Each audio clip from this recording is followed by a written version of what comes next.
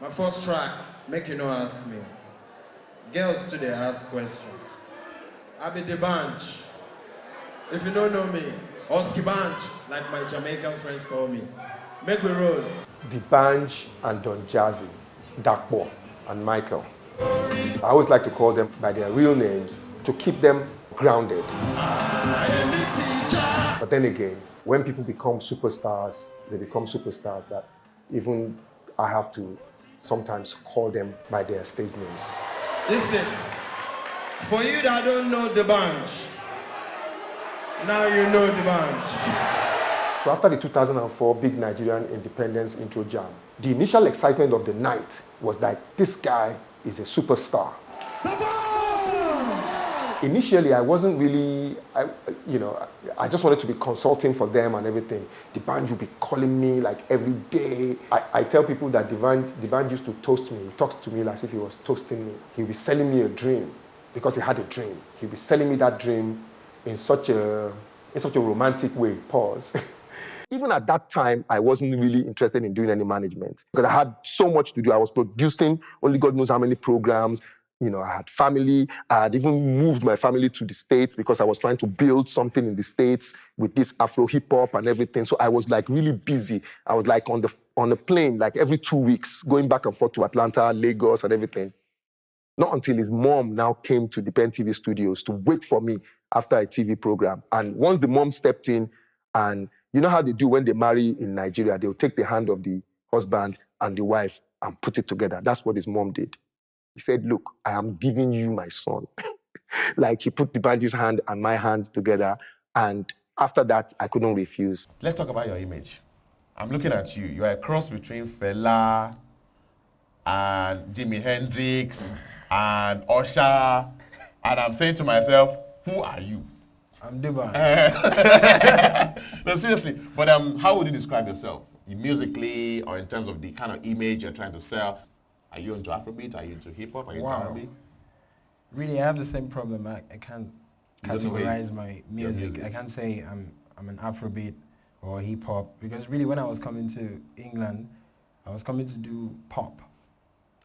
Okay. As in Guy Gates and... As in Dan and Benefield. But then I'm doing Mubolo.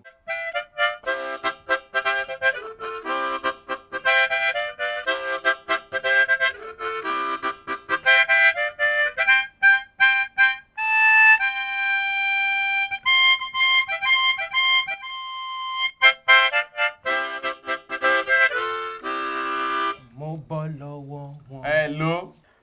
The band, I really enjoyed the music. I was there at Ocean the other day. Thank you, sir.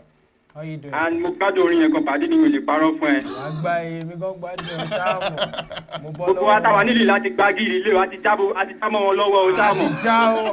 Okay. The video is coming out very soon. Mobolo. DJ Abbas, let us know so we can, give this guy some support, No, he's in the house. It's going to be played here first. He's in the house. Intro exclusive. Yes. On the program with JC 419 Squad. You're part of the Backbone Music family, and you also at the Carnival. Yeah, I was. So you're not new to us. I've been hearing of 419 Squad, different acts in the UK, and so I decided to come down and do some work with them. Yeah, to look for it. When did you actualize that? Early 2003.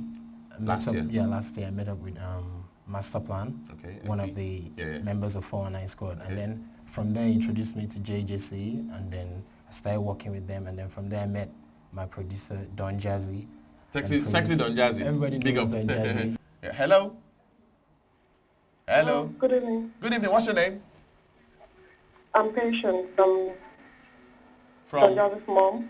Where are you calling from? I'm calling from Ireland. From Ireland. Okay. What's your question or your comment? Yeah, and I'm Don Jazzy's mom. Don Jazzy's mom. I stand up for I stand up for. You see, your son is doing great work with the band. Yes, sir. Yes, and just before that, I was going to call and say he was doing well. Okay. I liked your song at the Independence Jam. Okay. Oh, were you there? No, I wasn't there. I watched it on TV. That's right. Okay. Thank you. Okay, well, we are coming to Ireland this year, definitely. We're supposed to be there this year, but due to certain reasons, we couldn't. But before the end of the year, we'll be there. And your son is doing great work as well. Yes, he is. Great work. All right, thanks. Just keep the great work. Thank you very much. So what had happened after the Independence Jam as well was a friend of mine that came with us to London that worked at the Punch newspapers, Steve Ayo. He had written a full-page review of the band's performance, and I think he called it like the birth of a superstar or something like that. And his mom saw it in Nigeria and said, well, if this is happening, then it looks like they're on the right path. And the mom now started supporting him, even financially. So the first thing we were going to do was to shoot a video for Tungolo. This was around like November, and then they went to Nigeria in December. Yeah, 2 fingers, see I couldn't be at the video shoot in Lagos because I had to be in Atlanta because my wife was having a baby. Putting networking, you see him there. R70 baby. R70 baby, yeah. Yo, put your fingers in here. Put it here. Yes. Yes. You don't know. My second nigga. Put it up. For Don Jazzy. Before they started to shoot in Nigeria, I said to DJ T, I sent some tapes to DJ T. I said, please record behind the scenes for me because I'm not there. Just record it for me because, I'm going to be needing it for my archives and everything. Record everybody. As soon as everybody arrives in the morning, whatever you are doing in the studio, if you're doing any rehearsal, if anybody comes through, just record.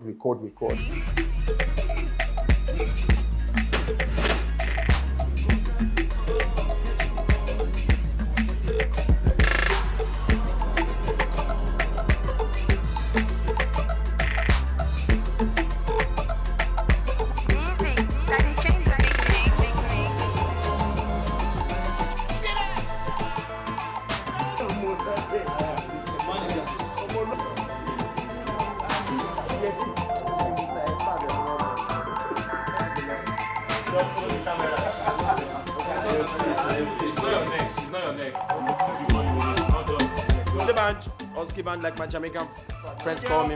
And some Inyashi just enter now, some Inyashi. They call themselves Inyashi. See them Inyashi. The video shoot in Nigeria coincided with them opening for Beenie Man in Lagos. Grafted Entertainment, Tonye Ibiama. He's the one that brought Beenie Man to Nigeria at that time.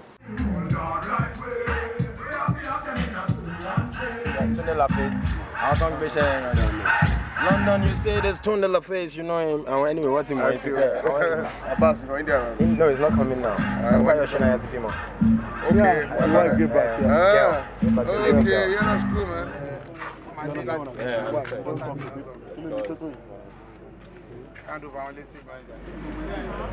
Oh, you bought there, yeah? I'm the band, just keep on like my Jamaican friends call me. And I'm chilling with Raga Remy, Don Jazzy, and H-Offer. H-Studio is so bullshit. Yes, I'm the band, chilling with Don Jazzy. What's with them now? And the magic no long thing. They recorded the video, we saw the video, and then they released the video in Nigeria. We also had made a deal with Tijo to distribute the song.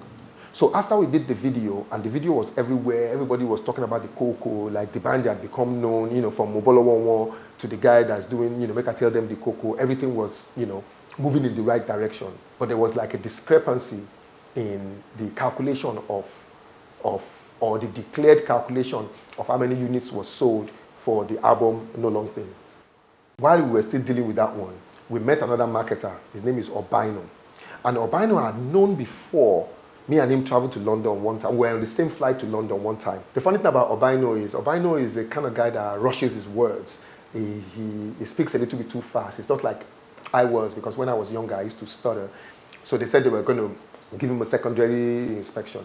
And I went with him. I stood there with him when they were asking him questions. They opened his bag. They saw some VCDs and some CDs of music. He said, he's a music marketer. I said, yeah, he's our music marketer and everything. Anyway, long story short, because of the fact that I stood with him at the airport, when we got back to Nigeria, I started talking to him, and he said, well, if you guys are still having issues with Tijo, you guys can do something different, and I can market it for you, and I can pay you an advance. I'm like, okay, if you're going to pay us an advance, we'll do a remix, of No Long Thing, the Tungolo song, you know, the Coco song. We'll do a remix, a couple of more videos, and a song, kind of like an EP that included the song Where Do You Ma Fuck Yeah Up.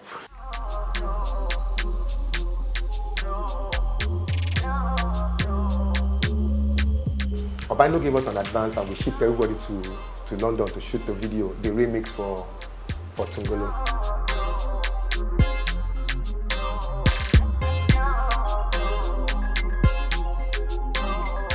We rented a whole sound stage in Camden in London to shoot. We had a whole day, we had 18 hours. In fact, when DJ T entered that place, he was like a kid in a candy store. All the lighting, all the equipment, the cameras, tracks, the dolly, everything. We had like a little mini crane as well. He just had to say, do you have this? Yes, we do. Put it here. Hi, I'm DJ T, and we're doing the Band Tungolo remix here at London Camden Town Studio. This is the most expensive video by a Nigerian artist so far. Cass and Don Jazzy had arrived, but the band was still running late, so we kind of like took Don Jazzy around and showed him the whole thing. Chilling with Don Jazzy with his new bling bling. That's not my new bling bling. I don't do bling anymore. How sweet is the cocoa? I like the cocoa. How sweet is the cocoa? It's a big cocoa. Make it show me the sign. It's a big cocoa. Yes, I should see me now. When I step into the club, people say I got 50 cents. So what we did was, we're going to set up 3 sets. So we don't need to change sets, just set up 3 sets. When the band gets there, we will rehearse well so that by the time we start filming, it will just be one take. And of course, we paid for the whole day, so we might as well eat all their food, maximize, you know, everything, and just have fun for the whole day. Ladies and gentlemen, how you doing, man? Get your song, you know. See, I like this. Anyway, she's gonna get here like 1 o'clock. Director. Yeah, got my friend Fernandez. Fernandez killed. I know this. They very good. How you doing? I'm not too bad. Oh my God, yes, I'm around. Better late than never. You see now I can show you people my eye. This is the eye of the Coco Master. You get me now? So, yeah, Don Jazzy. Yeah. Am I not lost in the shots like that? Can you give us a backflip? Backflip. I can't do that, please. I'm injured. Manager, did they tell you that they wound me yesterday? We need stuntsman here now. No, Nigeria, you can't see him. Go watch me for that black thing. Where? Where's the black thing? Oh my God, Don Jazzy. Don Jazzy, I see you. You did here. And you come fine. By the time the band arrived, the dancers were there, the makeup people were there. The only thing the band needed to do was to come in, do makeup, change his clothes, and then let's start shooting.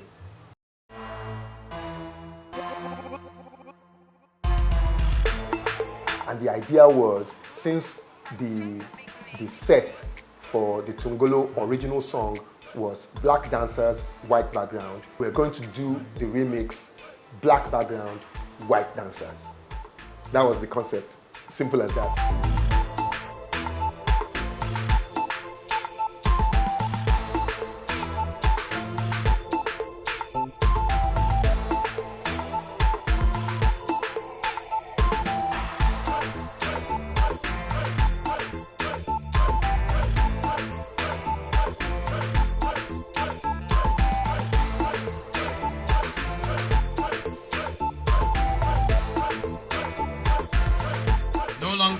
Coming out, Don Jazzy, More Hits Records, R70 Worldwide, Buy No Music. Yes, yeah.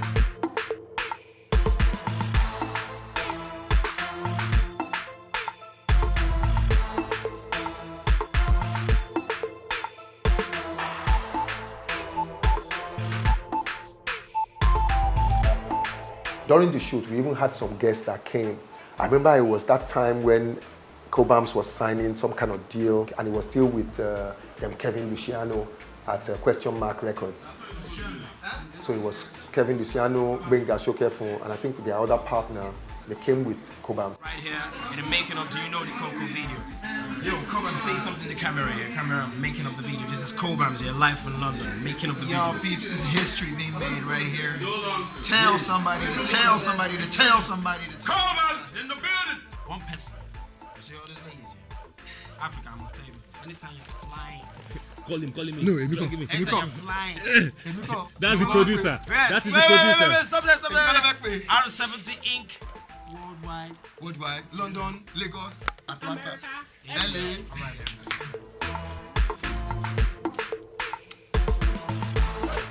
Throw my lemon straight. Oh yeah. Ready? Oh, she got DJ T alone. In fact, I am DJ T. I'm behind the camera is Baba Fela Ayo Shonaiya. Baba Filmmaker. This is the real hype Williams. And that's the behind the camera. You know.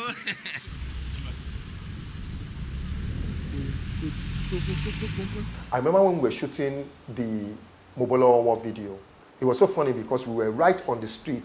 Everybody was looking at us from the left, from the right. Even people that were passing were looking at us. We were right in the middle of the street shooting this video. It was so cold. I will not lie to you people at all.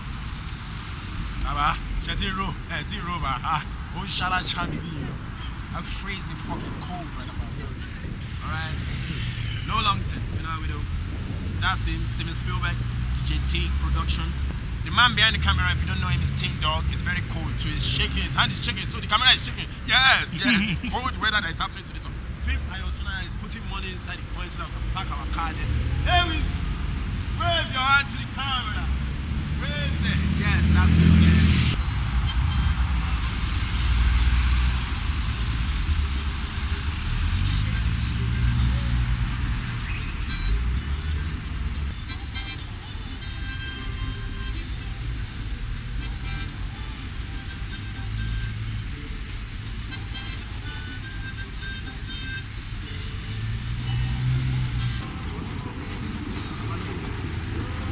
There were people doing construction on the side, they were looking. They will be asking us, like, who's that guy? Is he a star? I said, he's going to be a star. Don't worry, this is the beginning of his stardom. For playback, we had like a little CD player that we put on the floor. DJ T will be filming. What I wanted was to do a street scene in London. It's so funny. Some of the lyrics of the song, Bobolo Wonwo, I mean, if you really understand the song is about a guy that's doing fraud and then he gets away from the police. While the band was actually singing those lyrics, we heard like a police go past and the band was thinking, yeah.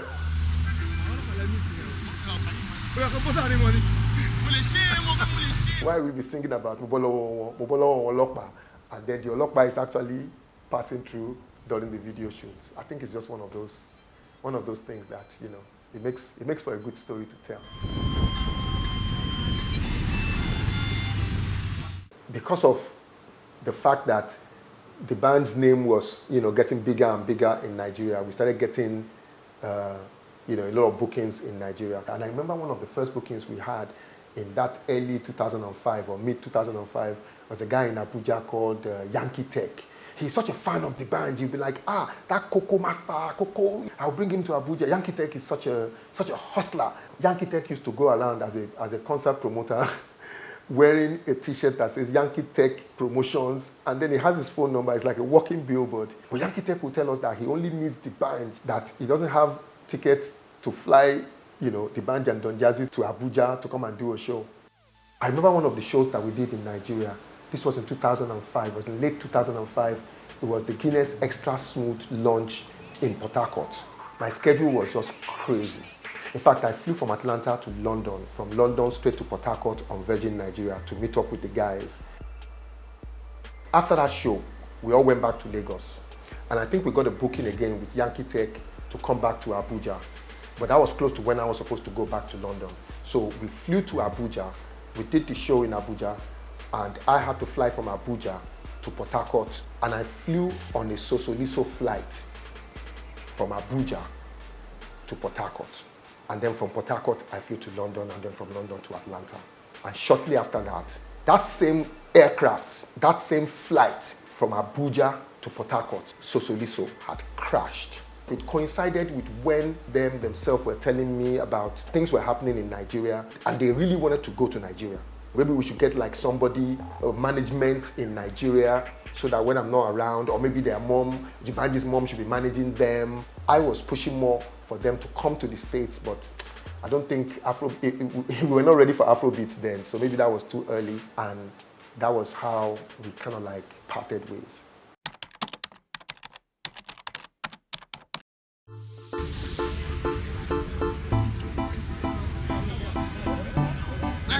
Thank you very much, boy. You know, and I know, and you know what it is. We couldn't have put this through without you. We could not put this through without you. Nobody does that. You're looking sharp, right? Thank you very much. Thank you very much. Congratulations. DJ, I do on the red carpet. How do you do? You're looking good. Let's start from there. No, he's looking dapper. He's looking dapper. I'm trying to catch up with you. How's it going? It's going very well. Wait, how about you? For 2 weeks time, for the mascot. Acting for the mascot. You have to look the part for the event, you know. It's a big event. And this is Cass from the UK. Yeah. Cass, you can see it's blinking, so you know it's an artist. We just give you the show love, babe.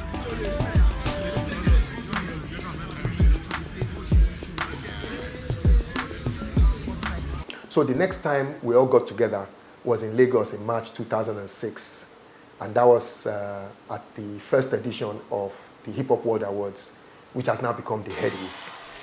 And at that awards, the video that we had done in 2005, the remix for the Tongolo remix, was nominated and won an award. To everyone that's supported, that's opened the door for us from day one, I want to say thank you to the first person that ever believed in Don Jazzy. A big thank you to my brothers there in the house, JC419 squad, Ayo Shonaiya, Bankole, L70.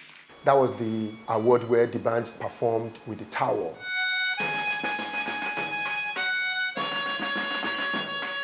It was at the right time for them to now go on to become whatever they were destined to become. Within that 2004 and 2006, that played my part in the project that we started with the band, which me and my co-producer, Timi Adegute, we called it Project Superstar. That was the project that we embarked on in 2004 that really we didn't have time for, but we made time for it, and we did it for 2 years. That day was the day of the Notting Hill Carnival of 2011. When we got to Hammersmith, we didn't have tickets, we were still kind of like figuring out how we're going to get in. To the side, just under the bridge, I saw a figure come out, and I saw that it was Bankole, who had gone on to work with them, the band. And I was like, Bankole, like, how's the concert going? He was kind of like in a rush. I said, what's going on? He said, you can't talk right now, but do I have tickets? I said, we don't have tickets. So he just dipped his hand in his pocket. He brought out some passes, some backstage passes, and put it around our wrist, like black and gold. And he said, that door, just go into that door, that he'll be right back. So we just kind of like walked into the door, walked through the backstage and everything. The music was getting louder and louder. By the time we sort of like turned left or turned right somewhere, we were right by the back of the stage. And then Bankole came back up. But when he was coming back up, he was a bit agitated, and there was a bodyguard, they were, clearing the path. So as Bankole was going past, I just saw a figure that looked like Kanye West. I was standing next to DJ Abbas and Sunday Are, and I actually said, that's Kanye West. And Sunday Are did like this, like there was going to be a surprise. So I was like, okay. So me, I just turned on my camera. I was like, whatever is going to happen tonight, I'm going to get it on film. And they dimmed the lights, and he was playing the harmonica, and he was playing Kanye West, all of the lights. When the lights came on, Kanye West came on stage, and everybody just went crazy.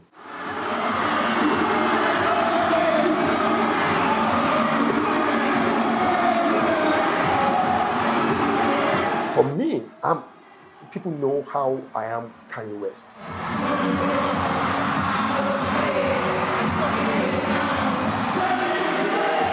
Just seeing that moment, I knew that was a pivotal moment for Afrobeats, because what they were doing at that time was not only just resting on the fact that they were superstars already, they were taking it to another level. and they did that song.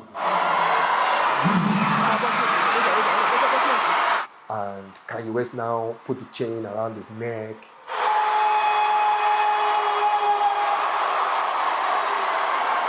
And then walked off.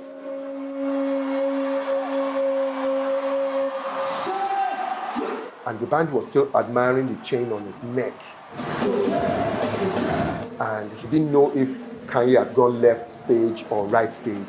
So it was me that he saw, and we just hugged. These guys had taken this music thing to the top of the world. And I was so proud. Even when Don Jazzy came and motioned to the band that they went this way, he now turned around, walked off. So as the band walked off, I turned the camera to the stage, and the Prince, Dr. Sid, K-Switch, Don Jazzy kicked into the song, Give It To Me.